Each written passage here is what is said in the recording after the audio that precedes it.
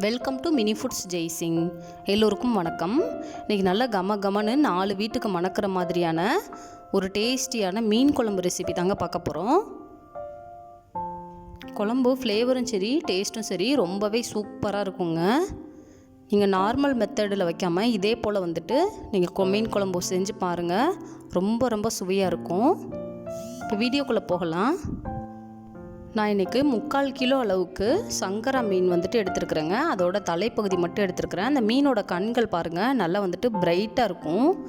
இதே போல் கண் நல்லா பிரைட்டாக இருந்துச்சுன்னா இது ஃப்ரெஷ்ஷான மீனுன்னு அர்த்தங்க. இந்த கண் கொஞ்சம் மங்கலாக இருந்துச்சுன்னா கொஞ்சம் நாள்பட்ட மீன் அர்த்தம். அதுபோல் இந்த செதியில் இப்படி இழுத்து பார்க்கும் பொழுது அது சீக்கிரமாக வந்துருச்சுன்னா அது ஃப்ரெஷ்ஷான மீன் இல்லைன்னு அர்த்தங்க. இப்போ ஒரு மிக்ஸி ஜாரில் கொஞ்சமாக தேங்காய் சேர்த்துக்கிறலாம். அதில் 1/2 ஸ்பூன் அளவுக்கு மிளகு சேர்த்துக்கிறலாம். ஒரு 5-6 பல் பூண்டு சேர்த்துக்கலாங்க. இது சின்ன பல் பூண்டு, அதனால் கூட கொஞ்சம் சேர்த்துருக்குறேன்.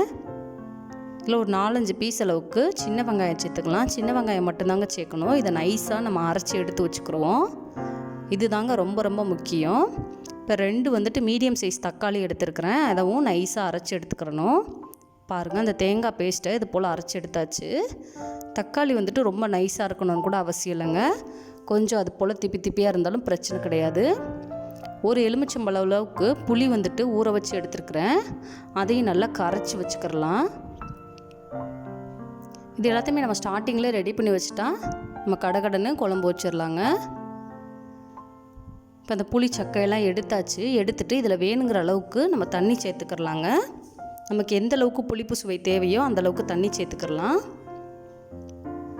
தண்ணி சேர்த்துட்டு இதில் 2 ஸ்பூன் அளவுக்கு குழம்பு மிளகாய்த்தூள் சேர்த்துருக்குறேங்க. உங்களுக்கு திக்னஸ்க்கு தேவைக்கேற்ப சேர்த்துக்கோங்க. இந்த குழம்பு மிளகாய்த்தூளில் மல்லி, சோம்பு, ஜீரகம், கசகசா, மிளகு எல்லாமே சேர்த்து வச்சு அரைச்சிருக்குதுங்க. இப்போ ஒரு பாத்திரத்தில் 4 ஸ்பூன் அளவுக்கு எண்ணெய் வச்சு சூடானதுக்கப்புறமா அதில் கடுகு, உளுத்தம்பருப்பு, வெந்தயம் எல்லாம் போட்டு தாளிச்சிக்கலாங்க. ஓரளவுக்கு செவந்து வந்துருச்சு. இதில் ஒரு கைப்பிடி அளவுக்கு கருவேப்பிலை சேர்த்துடலாம். 1/2 கப் அளவுக்கு சின்ன வெங்காயம் சேர்த்துடலாம். நம்ம மீன் குழம்பு என்னைக்கு செஞ்சாலுமே சின்ன வெங்காயம் சேர்த்து செய்யும் பொழுது டேஸ்ட் நல்லா இருக்குங்க. அந்த வெங்காயம் சேர்த்த உடனே பச்சை மிளகா 2-3 அளவுக்கு சேர்த்துக்கலாங்க. அப்போ தான் அந்த எண்ணெயில் பச்சை மிளகாவோட ஃப்ளேவர் நல்லா இறங்கும். இந்த மீன் குழம்புக்கு அந்த பச்சை மிளகா ஃப்ளேவர் வாசம் சூப்பராக இருக்குங்க. இப்போ அதை நல்லா கலந்து விட்டுக்கலாம். ஓரளவு வதங்கட்டும். வதங்கினதுக்கப்புறமா இதில் 1 ஸ்பூன் அளவுக்கு மிளகாய்த்தூள் சேர்த்துக்கிறேன். 1/4 ஸ்பூன் அளவுக்கு மஞ்சள் தூள் சேர்த்துக்கிறேன். இதை ஜஸ்ட் அடுப்பை சிம்மில் வச்சுட்டு லைட்டாக ஒரு கலந்து விட்றணுங்க. இது மீன் குழம்புக்கு நல்ல கலர் கொடுக்கும். இதில் நம்ம அரைச்சி வச்சுருக்கிற தக்காளி பேஸ்ட்டை சேர்த்துக்கலாம்.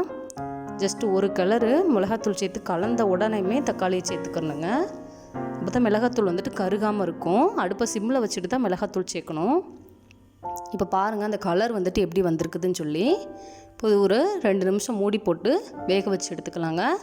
பாருங்கள், தக்காளிலாம் நல்லா வெந்துருச்சு. அந்த எண்ணெய் சூப்பராக பிரிஞ்சு வந்திருக்குது பாருங்கள். இந்த கலரு அப்படியே பார்க்குறதுக்கே சூப்பராக இருக்கும். அதை நல்லா கலந்து விட்டுக்கலாம். விட்டுட்டு நம்ம கரைச்சி வச்சுருக்கிற அந்த புளி மசாலாலாம் போட்டு கரைச்சி வச்சுருக்கிற தண்ணியை இதில் ஊற்றிடலாங்க. தேவையான அளவு உப்பு சேர்த்துடலாம். இப்போ இதை நல்லா கலந்து விட்டுட்டு ஒரு மூடி போட்டு ஒரு 10 நிமிஷம் அளவுக்கு வேக வச்சிடலாம்.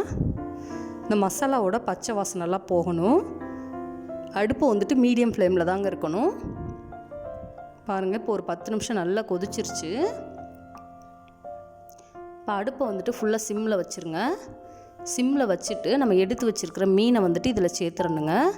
மீன் சேர்க்கும் பொழுது கண்டிப்பாக சிம்மில் வச்சிடணும். அப்போ தான் அந்த மீன் குழம்பு நல்லா அந்த மீனுக்குள்ளெல்லாம் ஊறி நல்லாயிருக்கும். மீன் நல்லா டேஸ்ட்டாக இருக்குங்க.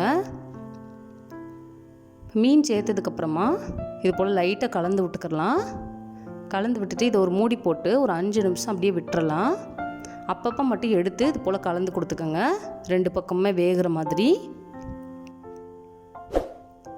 மீன் குழம்பு இப்போ பார்க்குறதுக்கு தண்ணியாக தாங்க இருக்கும். நம்ம இந்த தேங்காய் பேஸ்ட் ஊற்றுனதுக்கப்புறம் நல்லா திக்காக வந்துடும்.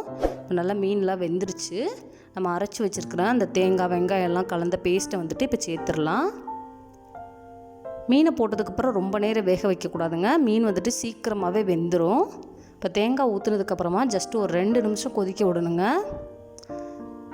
அவ்வளோதாங்க. இப்போ மீன் குழம்பு ரெடி ஆயிடுச்சு. இதில் ஒரு கைப்பிடி அளவுக்கு கொத்தமல்லி தலைகள் வந்துட்டு தூவிடலாம்.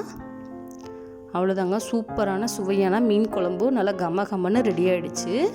இந்த வீடியோ உங்களுக்கு பிடிச்சிச்சுன்னா லைக் பண்ணுங்கள், கமெண்ட் பண்ணுங்கள், உங்கள் ஃப்ரெண்ட்ஸ் அண்ட் ஃபேமிலிஸ்க்கும் ஷேர் பண்ணுங்கள். இதே போல் சிம்பிளான ரெசிபிஸ் வீடியோ தொடர்ந்து பார்க்குறதுக்கு மறக்காமல் Mini Foods Jaisingh channel subscribe பண்ணுங்கள்.